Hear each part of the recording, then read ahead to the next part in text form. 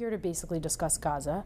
I wanted to first start off with asking you, how has the U.S.-led peace talks aiming at resolving the Palestine-Israel conflict, how has it turned into this?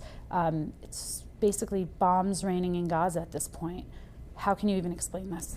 Well, that's a good question. It seemed as if we were on the verge of having a peace agreement, and instead we have a new massacre in Gaza. The starting point, as far as I could tell, the starting point is when the Hamas, the Islamic movement based in Gaza, and the Palestinian Authority at the end of April 2014, they formed a unity government. And this immediately enraged Prime Minister Netanyahu, first of all, because if they formed a unity government, it would mean that he would no longer have the excuse that the Palestinian Authority only speaks for some of the Palestinian people. In addition, the unity government was formed on the basis that President Abbas, he said he accepted the three conditions of the European Union and the U.S. for negotiations. Those conditions are recognition of Israel, recognition of past agreements, and renunciation of violence. So Hamas had now accepted indirectly by becoming part of the unity government, and now accepted the US-EU terms. So Netanyahu no longer had an excuse not to negotiate with Hamas, and no longer had the claim that Hamas was a terrorist organization. Hamas was now willing to accept the terms laid down by the EU and the US. What enraged Netanyahu even more was that the US and the EU said, we're ready to negotiate on a wait-and-see basis with the unity government. We're not going to cut off negotiations. And so Netanyahu claims Hamas is a terrorist organization. The US and the EU ignore him, and they say we're going to have a wait-and-see approach with the unity government. On that note, I just want to ask you a quick follow-up, because so much of the argument is that Hamas does not recognize Israel, their existence. So are you saying that within the unity government, they in essence are recognizing Israel? You could say Hamas has made many statements, some of which contradict each other, and depending on the day of the week, the time of the year, they've made contradictory statements. But what is clear is they did join the unity government, and President Abbas reiterated as the president of the unity government that this unity government accepts the conditions laid down by the US and the EU, the European Union, for negotiations. So now Netanyahu has lost his alibi for not negotiating with the Palestinians, and he's enraged because he says Hamas is a terrorist organization. The US and the EU say, we don't care, we're going to negotiate with this unity government. And he was expressing his outrage, and then a gift dropped into his lap. And that gift was the abduction and then killing of the three Israeli teenagers. And Netanyahu is a politician, and politicians are those who know how to take advantage, capitalize, exploit the moment. Netanyahu, for example, in 1989, when the Tiananmen massacre occurred in China, that was during the first Intifada. And Netanyahu famously said back then that Israel made a big mistake when all the world's media was focused on the Tiananmen massacre. At that moment, Israel should have expelled large numbers of Palestinians from the occupied territories. And now here, Netanyahu had his political moment. 3 Israeli teenagers are abducted and killed, and then he uses this moment, he exploits it to go on a rampage in the West Bank against Hamas, hoping to evoke a violent reaction. So then he could say, you see, I told you they're terrorists. So he rounded up some 700 Palestinians, ransacked homes, ransacked businesses, blew up 2 homes, killed between 6 and 10 Palestinians, hoping to evoke that violent Hamas reaction. What was the excuse after the news came out that Hamas didn't kill those teens? Well, the or thing is that is, under speculation? No, the thing is, Netanyahu is a politician, and he understands the memory of people is very short. So he knew eventually it would come out, but then they would forget what precipitated the whole conflict. And so he didn't acknowledge what now seems to be the case. Number one, Hamas had nothing to do with the abductions, and Hamas had nothing to do with the killings, which occurred almost immediately. Not they were looking for the kidnappers, they knew the kids were dead. But he exploited the opportunity, exploited the occasion. Hamas at first held back, but other factions in Gaza did not hold back. And soon it began to spin out of control, which is exactly what Netanyahu wanted. And the so-called rockets started to be fired at Israel. And now Netanyahu had his pretext to go in, knock out Hamas, and as the expression in Israel has it, to mow the lawn again in Gaza. Then the question came about mounting the ground or launching the ground invasion, because the air attacks couldn't stop the rockets from going towards Israel. Again, rockets in quotes. I'll get to that later, but they're not really rockets. Netanyahu had a problem. If he launched a ground invasion, it meant probably there would be significant Israeli combatant casualties. Israel does not tolerate significant combatant casualties. So he had to worry about the combatant casualties.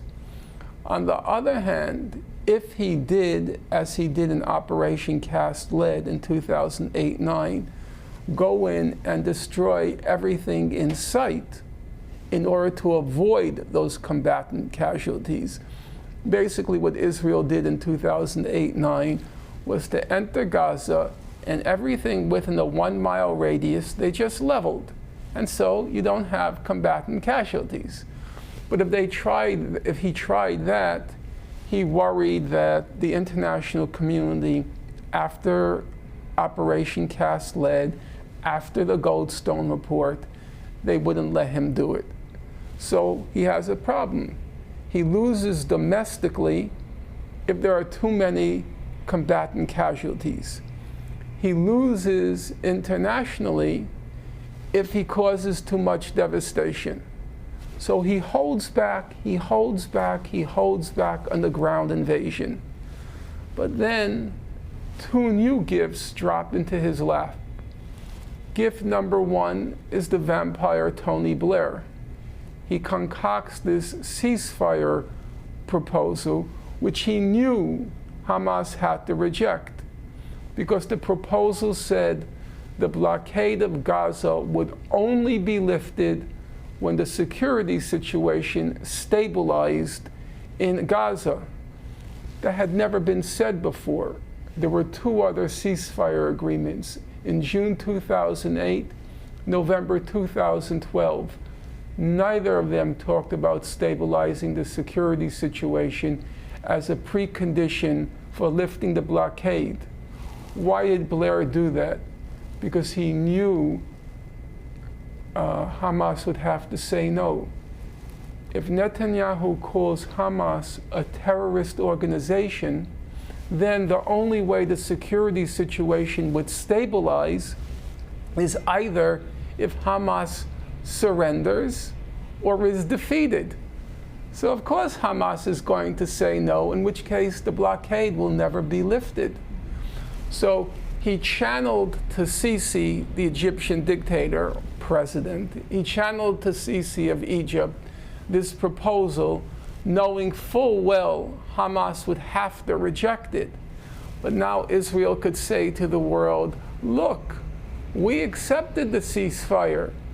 Hamas said no. What are we to do? We have no choice but to go in and cause all sorts of death and destruction. It's all Hamas's fault. And the second gift that dropped into Netanyahu's lap was the downing of the Malaysian airliner. And he did exactly, I mean, it's kind of eerie. He did exactly what he said Israel should have done in 1989 with the Tiananmen massacre. Remember, he said, we should have taken advantage of the moment when all the cameras were on Tiananmen to commit a mass expulsion.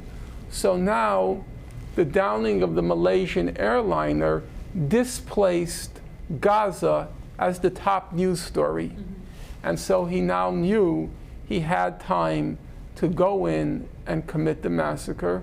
It was his, if I can use the expression, it was his Tiananmen moment. And he took advantage of it, and he launched the invasion. But what do you say to those who say that Hamas is compromising Israeli security by launching those rockets? Well, the question is, it's a twofold question. The first, well, it's actually a threefold question.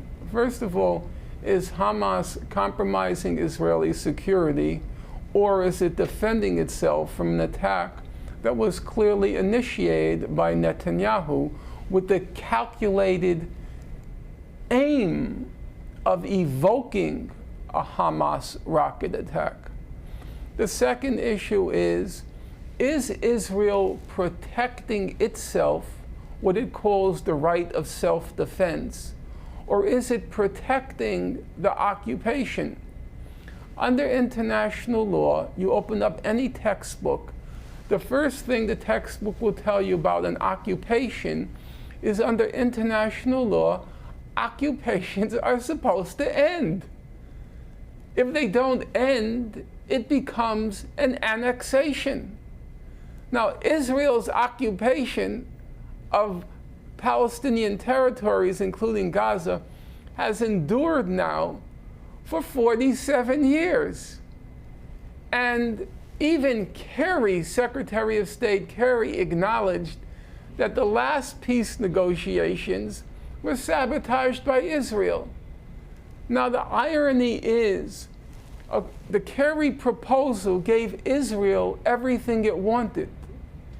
The Palestinian Authority effectively agreed to allow Israel to keep what are called the major settlement blocks, effectively agreed to nullify the right of return.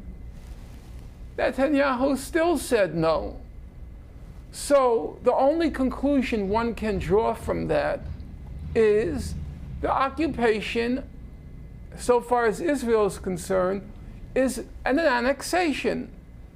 Now, to ask of Hamas or the Palestinians that they don't react at all to the annexation is in effect to say to Palestinians that they have to accept what's illegal under international law, namely the annexation of their country. So the only test for Israel, is it defending itself or is it defending the occupation? There's a simple test. Any 2-year-old can tell you what that test is. Let Israel withdraw to its internationally recognized boundaries. And then, if Hamas launches rockets, they have a right to self-defense, meaning Israel. But until they withdraw to their border, their internationally recognized border, Hamas has the right, under international law, there's no question about that. Hamas has the right, under international law, as a people's struggle for self-determination to use armed force to achieve its independence and statehood. So you can't fault Hamas or the Palestinians for refusing to accept their annexation. In the case of Gaza, it's a double flagrant violation of international law because the blockade is illegal. So what are they supposed to do? Are they supposed to allow Israel to suffocate them to death, as Israel has been doing for the last 7 years? Are they obliged legally, morally, to lay down and die? Is that their obligation under international law? You're a mother. I know. 95% of the water in Gaza, 95% of the water in Gaza is not fit for human consumption. Are they supposed to acquiesce in that? Are they supposed to accept it? Speaking of the international community, why does this level of destruction by Israel, what does it say about the U.S.'s policy, the international community's policies, Israel's policy? Well, I have to say, I always have to be open to self-criticism because there's something bigger at stake than one's ego. It's a cause. It's the cause of justice. It's the cause of truth. And I was pretty certain that the international community would not, after the 2007-8 Gaza massacre, allow Israel to repeat it. And in fact, at this point, it's even more of a horror than in 2008-9. So a fair question to put to me is, weren't you wrong that the international community, in fact, cannot restrain Israel, cannot rein it in, or is unwilling to? I would say not so much in my defense, I would say just to try to get a clear picture of what happened. And I have thought about it. You know, I'm trying to analyze and take into account new factors. The first factor was Netanyahu had a good alibi, the ceasefire alibi, and that played well. You might recall when Madeleine Not So Bright, when she was interviewed, she said that for public relation purposes, Israel has to play up the fact that it accepted the ceasefire and Hamas rejected it. So he had that good alibi. It was a false alibi, but it played well with the international community. Number two, there was a significant realignment of forces internationally since 2008-9. As you well know, Saudi Arabia and Egypt came out openly in support of the Israeli massacre. It was no longer behind the scenes or ambivalence. They openly, both of them, major regional powers, wanted to see Hamas defeated. The Arab League came out in support of the Vampire Blair's ceasefire ultimatum to Hamas. The EU, because of the development of the phenomenon of ISIS and the various radical jihadist organizations in the Middle East, the EU has developed a dread of Islamists and what it calls radical Islamists. And so it too was ready to give Israel a free pass. On top of that, you know the expression, the Arab Street. And the Arab Street has always worried the Arab dictators and also the United States because these dictators might get overthrown. The Arab Street was basically silent, not from indifference, but because it was preoccupied with their own domestic internal crises and conflicts. Iraq, Syria, Libya. They didn't have the time or the energy to focus now on Gaza. So that factor was neutralized.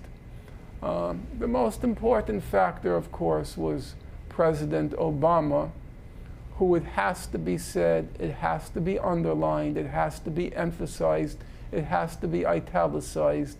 President Obama enabled the massacre. Each day, and every person watching this should remember it, each day that President Obama went out at a news conference or at a speaking event and he said, quote, Israel has the right to defend itself. Each time he said that, each time he enabled Israel to continue the massacre in Gaza. He was the enabler. Now you might ask, if the US was negotiating or willing to negotiate with the unity government, why would Obama enable Israel?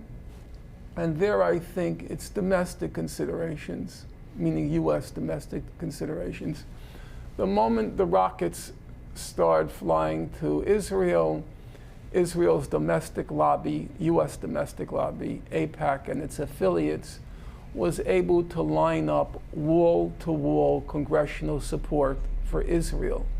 It would have taken a person with real spine to defy the wall-to-wall congressional support. Do you think the president was powerless in this situation? No, that's an interesting question. He is the president. A president isn't powerless. But it's a question of whether the president has the spine, the will, the integrity to want to do something.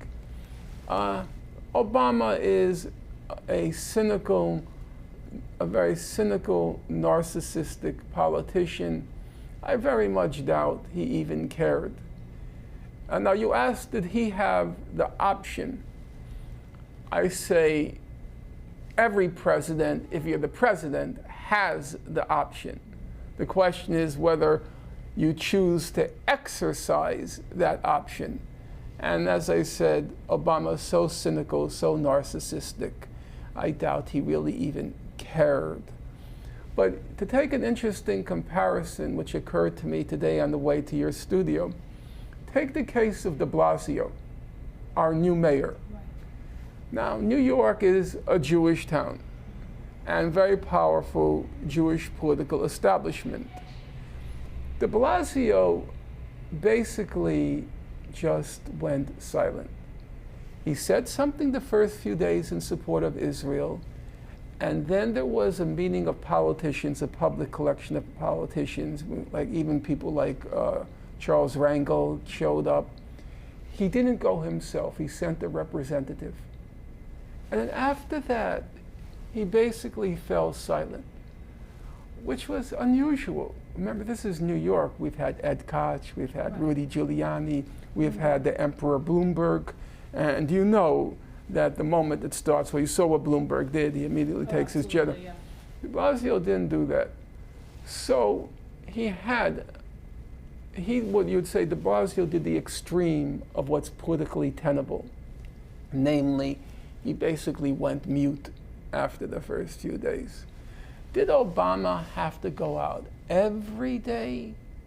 Did he really have to go out every day and give the green light and say Israel has the right to defend itself? Did he really? Here's the proof he didn't. When the international uproar became you couldn't escape it anymore, because the Israelis were targeting one UN shelter after another UN shelter after another UN shelter, killing all those children in their sleep. Finally, after 1,800 dead, when the international community was beginning to wonder, have these people gone completely mad? Then the spineless, narcissistic, cynical Barack Obama finally signaled, it's enough. And what do you think happened? The next day, Netanyahu withdrew. That's what I was just going to ask you. Why did Israel withdraw from Gaza? But before you answer that question, many say that Israel did hold restraint, because if they wanted to, they could have destroyed Gaza completely, and they didn't. There were casualties, and then they withdrew. What do you have to say to that? Well, there you have to look at a large picture of what happened. Number one, as I said, after the 2008-9 massacre in Gaza, what's called Operation Cast Lead, Israel did find itself under significant restraints, especially after the Goldstone report, which, although it had no material consequences, was a warning to Israel. Don't do it again, because there may be trouble the next time. As I also said, because of various circumstances, the ceasefire ultimatum, the open alignment of the Arab states with Israel, the absence of the Arab street, it's true, those restraints proved not to be as strong as I thought they would be. But they're still there.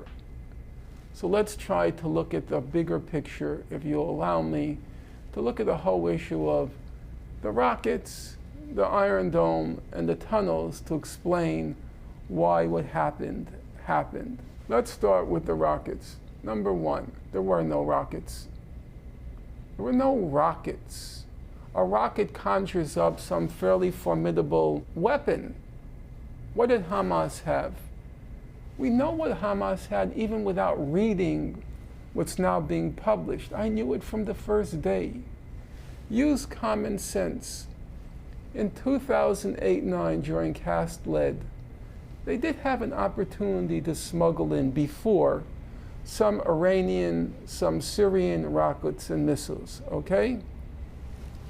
Smuggling that in, there were still only 3 Israeli civilian casualties.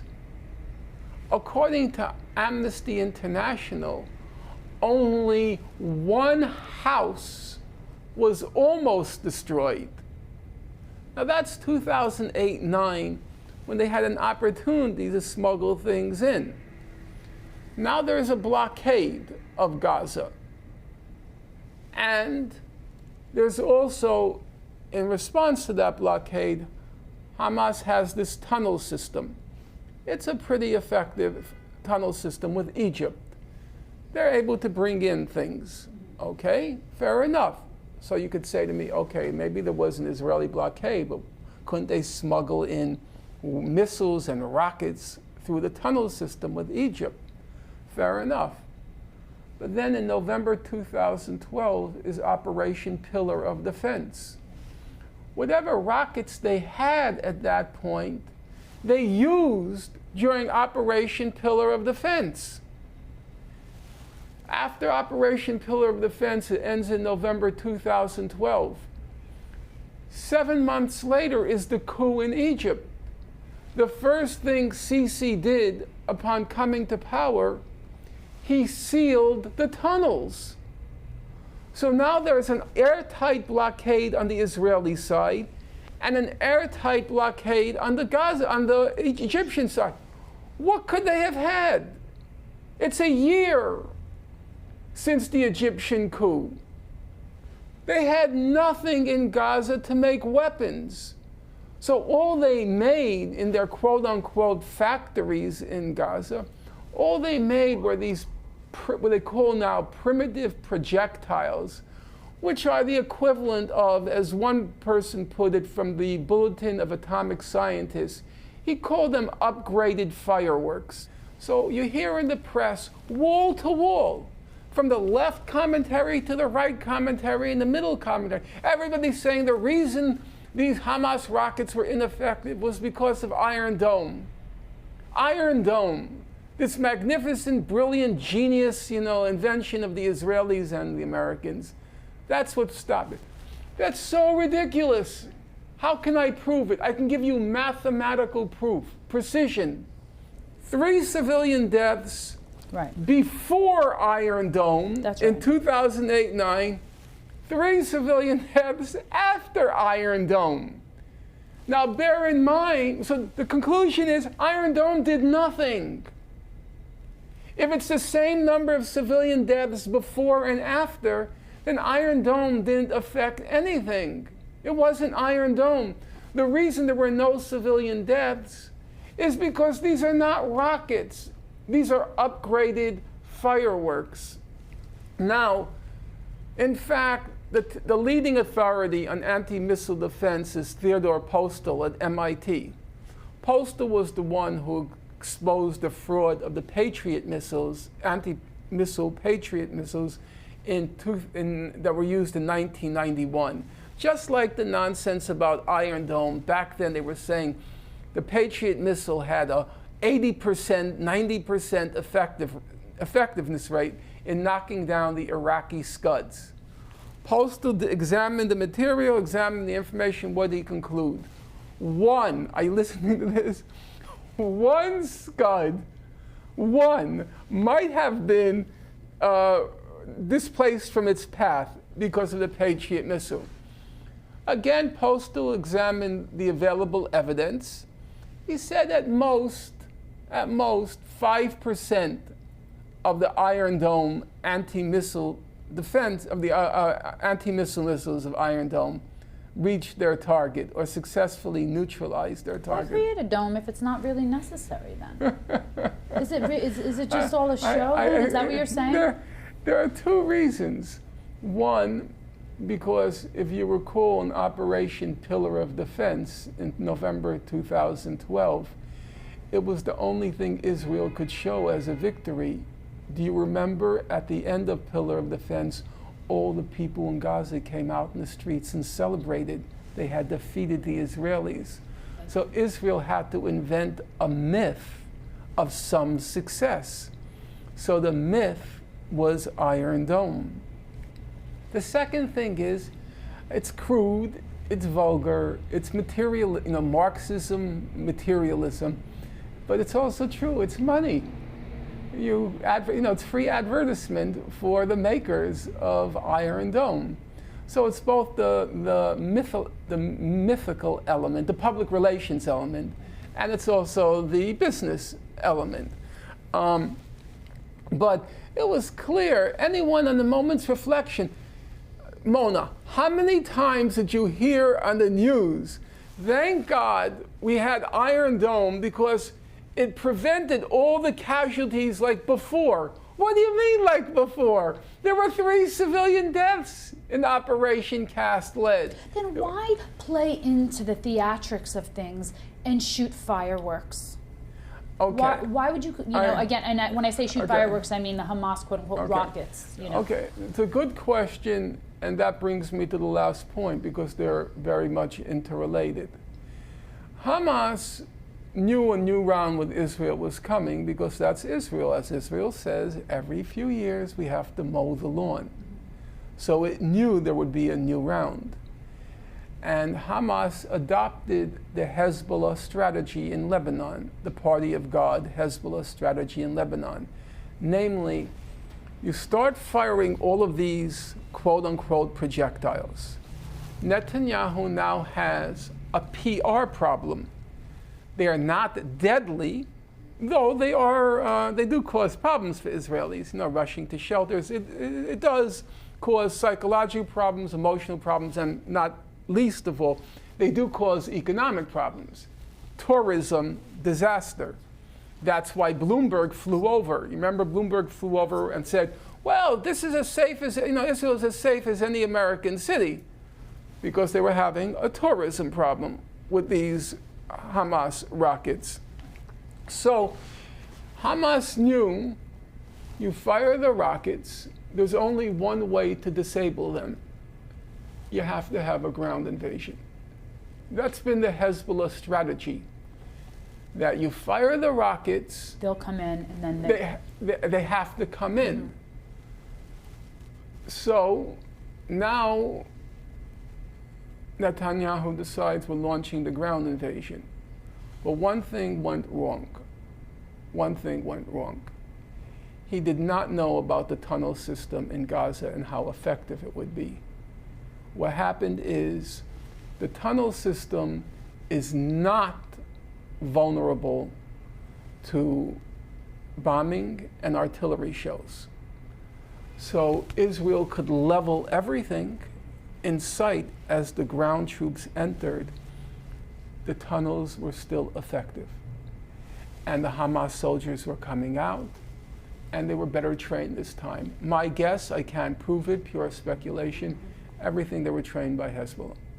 But you said that they were sealed. Did you just mean the tunnels for artillery were sealed? And No.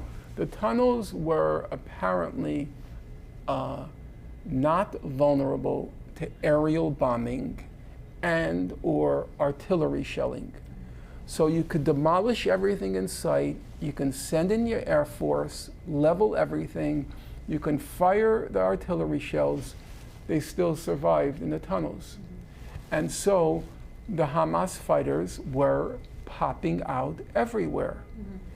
And Israel now, for the first time, since the Lebanon War in 2006, in the Lebanon War, Israel suffered 120 combatant deaths. And this is against the party of God, serious business, the Hezbollah.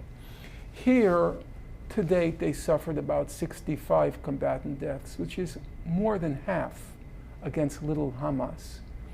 So that was the Hamas strategy. You ask, why did they fire them?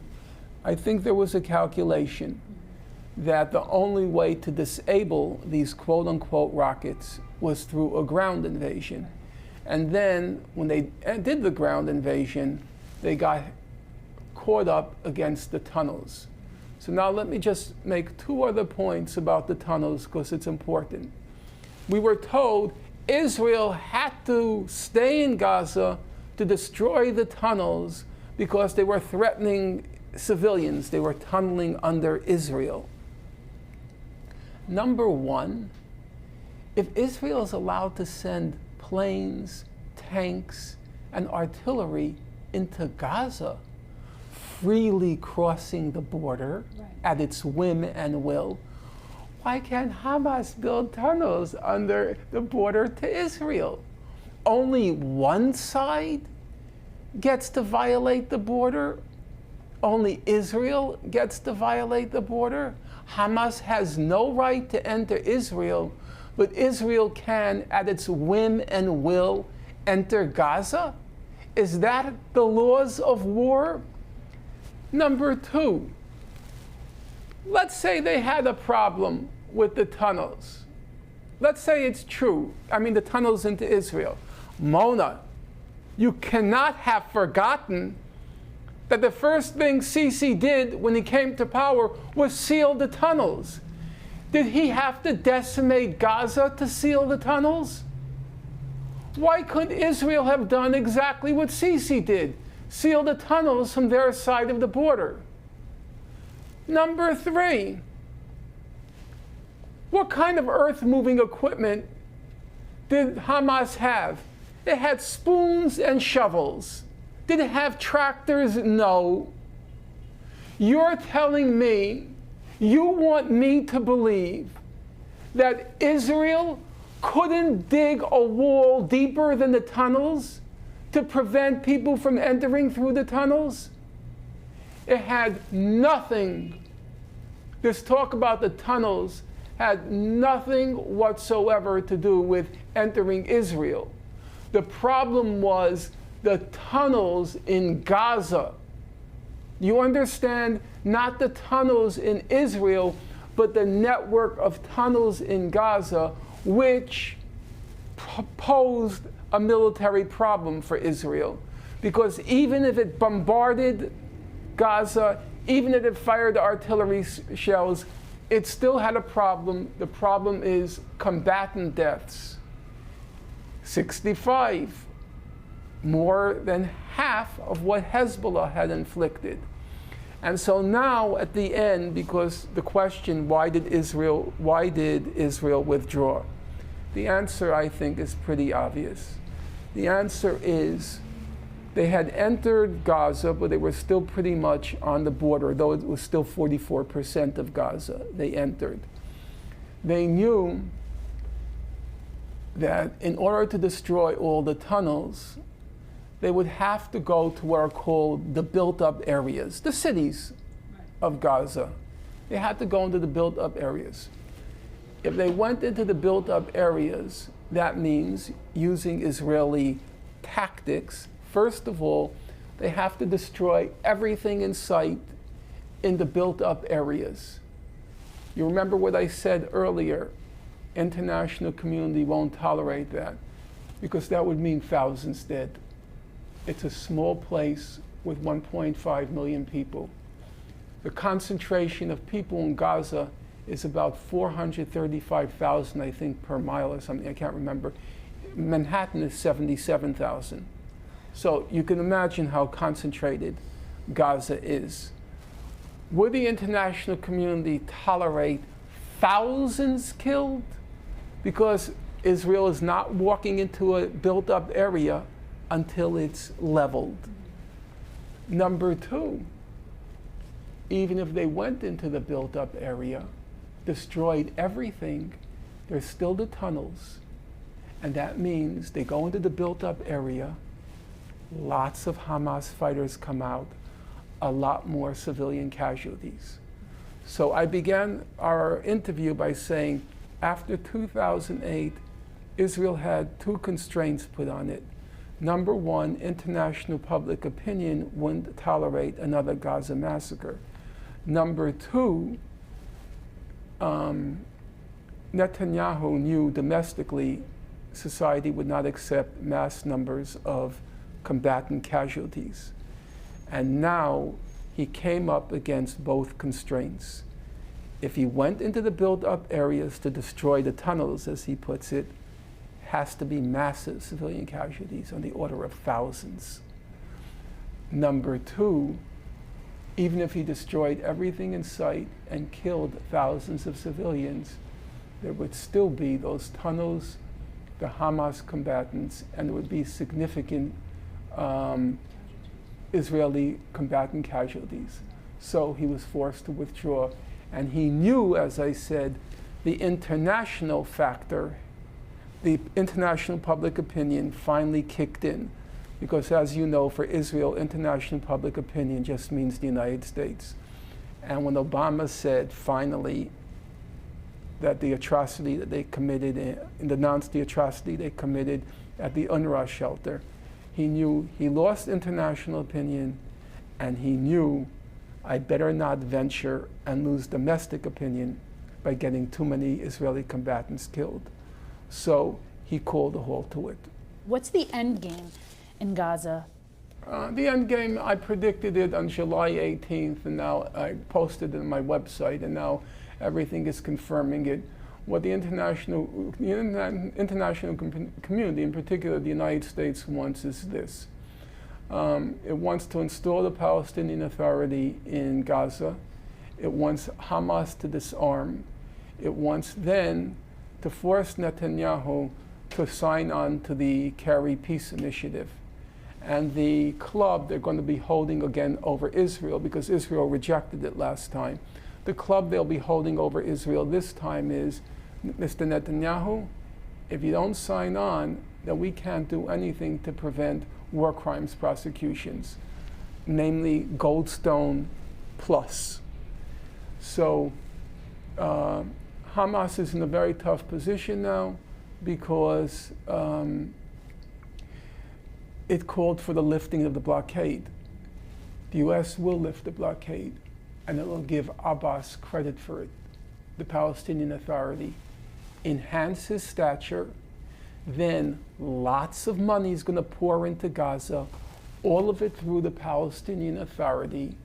And then, with Hamas disarmed, Abbas's stature enhanced, he now controls Gaza and the West Bank. Then Kerry will come in with the peace initiative. Abbas will sign it in the name of all the Palestinians. And Netanyahu, who rejected it before, will now, first of all, have more public opinion behind him because the Israelis don't want to go through another mess like this. He'll have public opinion behind him, and the U.S. will have the club of international. The U.S. will say, we can't stop it.